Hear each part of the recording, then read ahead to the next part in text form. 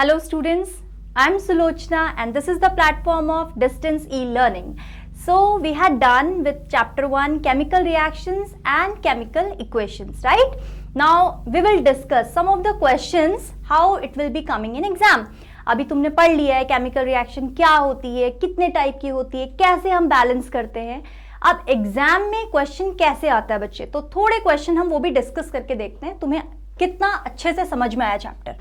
So you can see first question, zinc liberates hydrogen gas when reacts with dilute HCl whereas copper does not. Explain why. तो question क्या बोल रहा है?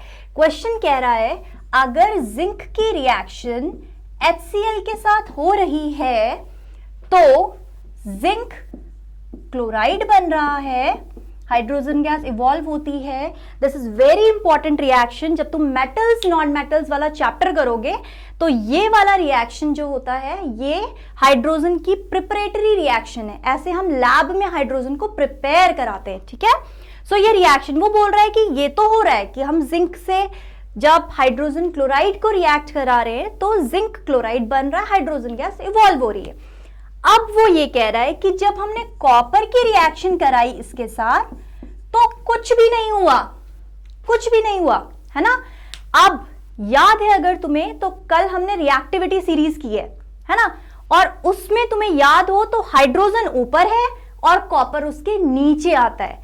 तो यहां पे तुम्हें वो कॉन्सेप्ट याद रखना है कि क्योंकि कॉपर इससे कम रिएक्टिव है तो ये रिएक्शन होगी ही नहीं, वो उसे डिस्प्लेस ही नहीं कर सकता. So it is no reaction. ये रीजन है कि जब हमने जिंक ग्रैन्यूल्स को हाइड्रोक्लोरिक एसिड में डाला तो हमें हाइड्रोजन गैस दिखती है, बबल्स दिखते हैं हमें, ठीक है. लेकिन जब तुमने कॉपर को डाला हाइड्रोक्लोरिक एसिड में तो कुछ भी नहीं हुआ, वो जो कॉपर के क्रिस्टल थे वैसे ही थे, है ना. तो क्यों नहीं हुआ? क्योंकि हाइड्रोजन ज्यादा रिएक्टिव है कॉपर से, तो वो उसको डिस्प्लेस ही नहीं कर पा रहा है, वो तो कम रिएक्टिव है ना. तो ये फर्स्ट क्वेश्चन क्लियर. अब सेकंड क्वेश्चन पे आओ. इस तरीके के क्वेश्चन भी एग्जाम में बहुत देखने मिलेंगे तुम्हें. Complete and balance the given chemical equation. पहली चीज कंप्लीट करने, अभी तो मैंने तुम्हें कंप्लीट करके दे दिया है, ठीक है, सिर्फ बैलेंसिंग बता रही हूं. लेकिन अगर एग्जाम में तुम्हें आता है ये दिया ही नहीं तुम्हें और वो कह रहे हैं कि कंप्लीट करो और बैलेंस करो रिएक्शन को, तो तुम्हें ये चीजें कॉन्सेप्ट याद रखना है कि मेटल ऑक्सीजन से रिएक्ट करता है तो मेटल का ही ऑक्साइड बना लेगा, ठीक है. तो ये इस तरीके से एग्जाम में कंप्लीट करने को भी आती है, बैलेंसिंग के लिए भी आती है. अब कल बैलेंसिंग हमने सीखी है ना. तो बताओ कॉपर यहां पे कितना है 1, यहां कितना है 1, जबकि ऑक्सीजन कितना है तुम्हारे पास 2 और यहां कितना है 1. फिर प्रॉब्लम आ गई. अब यहां हमें क्या करना पड़ेगा, ऑक्सीजन 2. लेकिन अगर तुम्हें ऑक्सीजन 2 करना है तो कॉपर भी 2 हो जाएगा क्योंकि ये तो प्रोडक्ट है ना. तो मैंने क्या किया, दोनों को दे दिया. तो ऑक्सीजन तो मेरी बैलेंस हो गई. अब मुझे कॉपर बैलेंस करनी है तो कैसे करूंगी, कॉपर को भी 2 दे दो, है ना. हो गया left hand side right hand side के इक्वल. अभी जो कल मैंने तुम्हें सिखाया है left hand side equals right hand side, है ना. एग्जाम में तुम्हें वो शो करने की जरूरत बिल्कुल नहीं है, तुम्हें सीधे बैलेंस्ड रिएक्शन लिखनी होती है. तो तुम्हें कोई जरूरत नहीं है वो लिखने की, वो तुम्हें सिर्फ समझाया है कि तुम्हें अच्छे से समझ में आए, ठीक है. अब नेक्स्ट देखो, यहां मैग्नीज कितना है 1, यहां देखोगे यहां पे भी 1 है. ऑक्सीजन कितना है 2, जबकि यहां ऑक्सीजन कितनी है 1.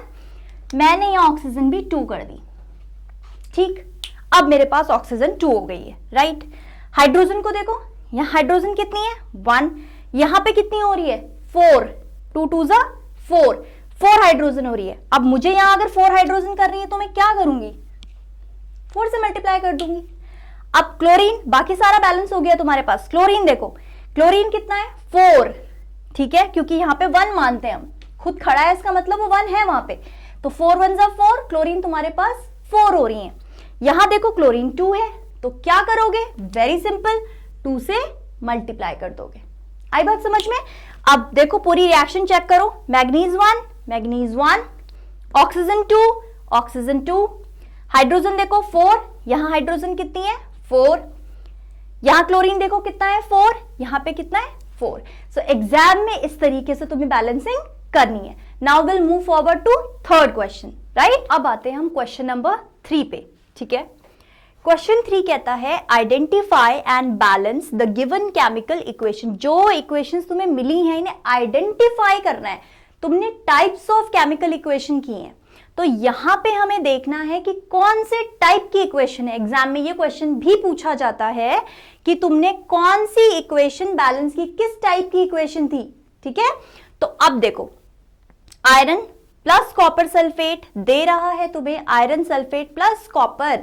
ये रिएक्शन कल हमने की है। कौन सी रिएक्शन होती है, किसमें किया था तुमने, याद करो जरा।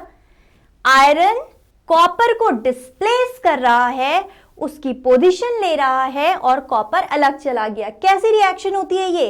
Right, it is single displacement reaction. ठीक है, जहां पे आयरन ने कॉपर को उसकी जगह से डिस्प्लेस कर दिया, तो क्या लिखोगे तुम? It is single displacement reaction. तो तुमने पहचान लिया। अब तुम्हें बैलेंस करना है। अब बताओ मुझे ये बैलेंस है या नहीं है? आयरन 1 है, आयरन 1 है, यहां पे कॉपर 1 है, कॉपर 1 है, सल्फेट का एक आयन है, यहां सल्फेट का एक आयन है। ठीक है, तो यानी इक्वेशन तुम्हारी बैलेंस्ड है, तुम्हें कुछ नहीं करना है इसको। ठीक है, सेकंड पे आते हैं। ये फर्स्ट इक्वेशन हमारी कौन सी थी? Single displacement reaction, right. अब आ जाओ सेकंड पे। सोडियम हाइड्रोक्साइड, उसकी रिएक्शन तुम करा रहे हो HCl के साथ, हाइड्रोक्लोरिक एसिड के साथ। अब देखो हो क्या रहा है, क्योंकि सोडियम बहुत ज्यादा रिएक्टिव है, बहुत ज्यादा, तो इसने क्या किया है, इस हाइड्रोजन को डिस्प्लेस कर दिया, अपनी जगह से हटा दिया और इसने बना लिया अपना कंपाउंड क्लोरीन के साथ। ठीक, अब बचा यहां पे OH। ठीक है, तो इसने क्या किया, इसने सोचा कि चलो मैं जो ये हाइड्रोजन बचा है यहां से OH और यहां से H, इसने सोचा चलो अब हम ही अपना कंपाउंड बना लें, है ना। तो इसने क्या किया, अपना कंपाउंड बना लिया। कैसी रिएक्शन है ये, जहां पे दो चीजें एक साथ डिस्प्लेस हो रही है। हम लोगों ने किया था, जब दो चीजें एक साथ डिस्प्लेस होती, कैसी रिएक्शन होती है? ये है डबल डिस्प्लेसमेंट रिएक्शन। जहां पे दो चीजें एक साथ डिस्प्लेस हो रही हैं, उसको हम बोलते हैं डबल डिस्प्लेसमेंट रिएक्शन। ठीक, आई बात समझ में? अब तुमने इसकी बैलेंसिंग देखनी है। सोडियम कितना है? 1, यहां कितना है? 1। ओ देखो ऑक्सीजन कितना है? 1, यहां कितना है? 1। हाइड्रोजन कितनी है तुम्हारे पास? 2, यहां पे हाइड्रोजन कितनी? एक H है, एक ही H है ना, तो हाइड्रोजन भी 2 हो गई। क्लोरीन 1 है, क्लोरीन 1 है, यानी ये इक्वेशन भी बैलेंस है, तुम्हें कुछ नहीं करना है। ठीक है, नेक्स्ट पे आ जाते हैं। यहां देखो बेरियम सल्फेट और lead sulphate, sorry barium chloride and lead sulphate, इनकी रिएक्शन हो रही है। तो देखो बेरियम लेड से ज्यादा रिएक्टिव है।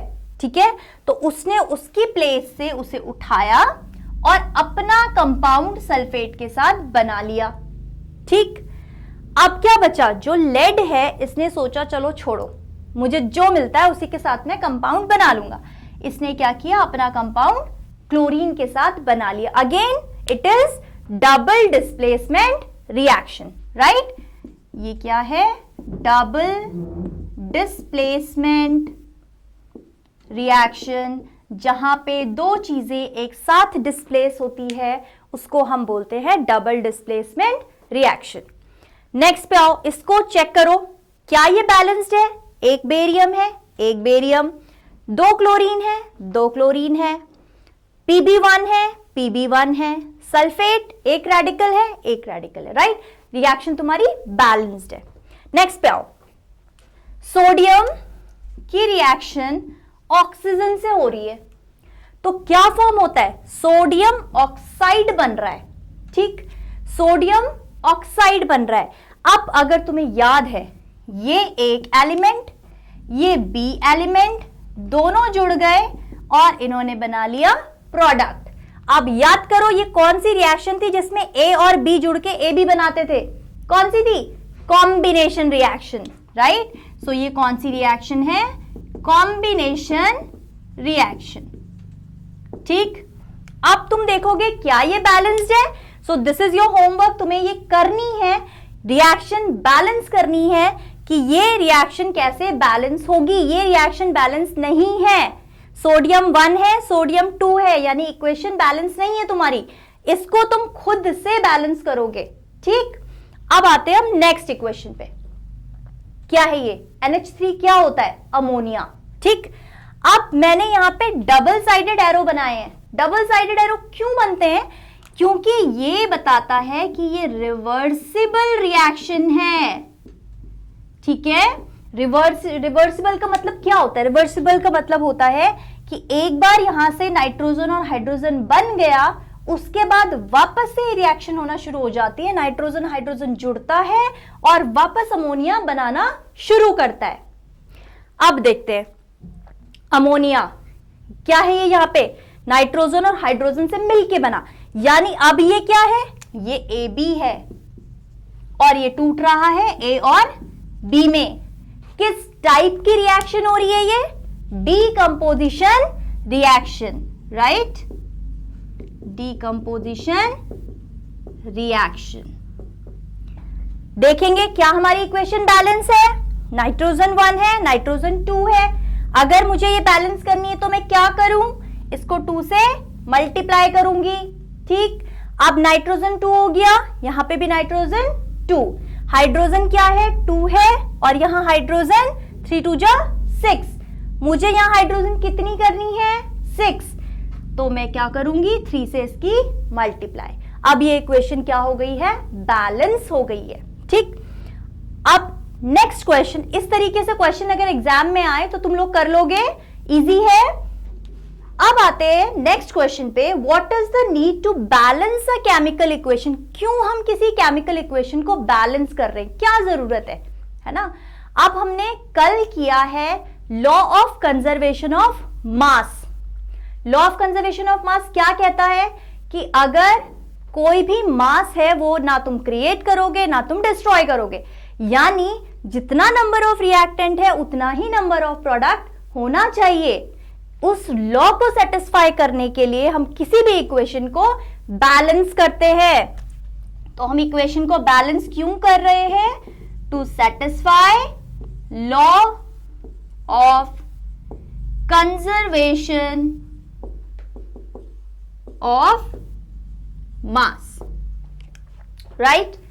अब हम आ जाएंगे नेक्स्ट क्वेश्चन पे। नेक्स्ट क्वेश्चन बोल रहा है why should magnesium ribbon be cleaned before burning in air? अगर मुझे मैग्नीशियम को जलाना है तो मैं उसको पहले साफ करती हूं। ऐसा क्यों करना पड़ता है? देखो, मैग्नीशियम जब वो वैसे तुम उसको एयर के कांटेक्ट में रखोगे तो वो क्या करता है? वो ऑक्सीजन के साथ रिएक्ट करना शुरू कर देता है। अब मैग्नीशियम, जैसे सोचो ये मैग्नीशियम है, एयर के कांटेक्ट में रहेगा तो मैग्नीशियम ऑक्साइड फॉर्म कर लेगा, तो इसके ऊपर एक लेयर जम गई है उस ऑक्सीजन की, मैग्नीशियम ऑक्साइड बन गया है ये, है ना? तो अब ये रिएक्शन नहीं करेगा, ये जो तुम्हें रिजल्ट चाहिए वो रिजल्ट शायद ना दे पाए। इसके लिए अगर हमें मैग्नीशियम की रिएक्शन करानी है, पहले हम इसको अच्छे से साफ करते हैं और उसके बाद इसकी रिएक्शन कराई जाती है। तो अगर क्वेश्चन पूछ रहा है कि मैग्नीशियम रिबन को क्यों हम साफ करते हैं जलाने से पहले एयर में, तो इसीलिए करते हैं ताकि उसका डिजायर्ड रिजल्ट हमें मिले। जब मैग्नीशियम ऑक्सीजन के साथ रिएक्ट करेगा तो ये मैग्नीशियम का ऑक्साइड बनाता है, मैग्नीशियम का ऑक्साइड बनाता है। लेकिन उसके लिए यहाँ पे मैग्नीशियम ऑक्साइड पहले से बना हुआ नहीं होना चाहिए। अगर ये पहले से ही रिएक्ट कर जाएगा ऑक्सीजन के साथ तो फिर तो ये रिएक्शन ही नहीं देगा ना ढंग से, प्रॉपर रिजल्ट ही नहीं आएगा। तो इसीलिए हम इसको पहले साफ करते हैं ताकि ये प्रॉपर रिजल्ट तुम्हें दे। आई बात समझ में? नेक्स्ट क्वेश्चन कह रहा है what is a precipitation reaction या प्रेसिपिटेट रिएक्शन। ये बहुत इंपॉर्टेंट क्वेश्चन है, एग्जाम में पूछते हैं प्रेसिपिटेशन रिएक्शन से तुम क्या समझते हो, क्या होती है प्रेसिपिटेशन रिएक्शन? तो देखो, प्रेसिपिटेशन रिएक्शन ऐसा कुछ नहीं है, जिस भी रिएक्शन में कोई प्रेसिपिटेट फॉर्म हो रहा हो, ठीक है? प्रेसिपिटेट कैसे पहचानते हैं हम? इस डाउन एरो से, राइट? तो अगर किसी भी रिएक्शन में ऐसा तुम्हें डाउन एरो दिखाई दे रहा है, इसका मतलब उसमें प्रेसिपिटेट बना। ऐसी रिएक्शन को प्रेसिपिटेशन रिएक्शन बोलते हैं और precipitation reaction mostly double displacement reaction होती है, ठीक है? तो उसको तुम ऐसे पहचानोगे, बेरियम क्लोराइड, इसका रिएक्शन सोडियम सल्फेट के साथ हो रहा है, तो बेरियम का क्या किया, बेरियम को सोडियम ने डिस्प्लेस कर दिया, सोडियम उसके ऊपर आता है, सोडियम ने उसे डिस्प्लेस किया, अपना कंपाउंड बना लिया। बेरियम सल्फेट का प्रेसिपिटेट बन जाता है टेस्ट ट्यूब के ऊपर, एक थक्का सा जम जाता है बेरियम सल्फेट का। नेक्स्ट, अगर तुम सिल्वर नाइट्रेट में देखो, सिल्वर नाइट्रेट लिया, उसमें तुमने थोड़ा सा सोडियम क्लोराइड डाल दिया, उसके बाद क्या बनेगा, सिल्वर क्लोराइड का प्रेसिपिटेट। ये अलग से तुम्हें सिल्वरी लेयर दिखाई देती है टेस्ट ट्यूब के ऊपर, और क्या बनेगा, सोडियम नाइट्रेट, राइट। अब इन दोनों रिएक्शंस को प्लीज लर्न करोगे, क्योंकि एग्जाम में प्रेसिपिटेशन रिएक्शन लिखने भी आती है, एग्जाम में पूछा जाता है what is precipitation reaction, give any 2 example of precipitation reaction. So any 2 reactions you can take, I am giving you 2, right. कोई भी 2 रिएक्शन तुम ले सकते हो, लर्न कर सकते हो, ठीक है, लेकिन उसको याद कैसे रखना है कि उसमें डाउन एरो बना है। डाउन एरो का मतलब ही है कि वो प्रेसिपिटेट है, वो तुम्हें टेस्ट ट्यूब के ऊपर दिखाई दे रहा है, ठीक है। अब ये सारी जितने तुमने क्वेश्चन किए हैं एग्जाम में, तुम्हें इसी टाइप के क्वेश्चंस देखने मिलते हैं, ठीक है। इनको ज्यादा से ज्यादा प्रैक्टिस करोगे, स्पेशली क्या प्रैक्टिस करना है, बैलेंसिंग। तुम्हें बैलेंसिंग बहुत अच्छे से समझ में आनी चाहिए। अभी रिएक्टिविटी सीरीज लर्न कर लो, होप सो तुम लोग लर्न कर रहे हो रिएक्टिविटी सीरीज। क्या बोला था, केदारनाथ का माली आलू जरा फीके से पकाता है, लर्न कर लो इसको अच्छे से, ठीक है। क्यों, क्योंकि ये मेटल्स नॉन मेटल्स में भी तुम्हें काम आएगा। आई बात समझ में, okay. So today we will do this much in the questioner session. Thank you, like, subscribe and do comment. तुम्हें कोई चीज समझ ना आए, please comment in the session, so I'll give you the required answers whatever you want, right? Thank you.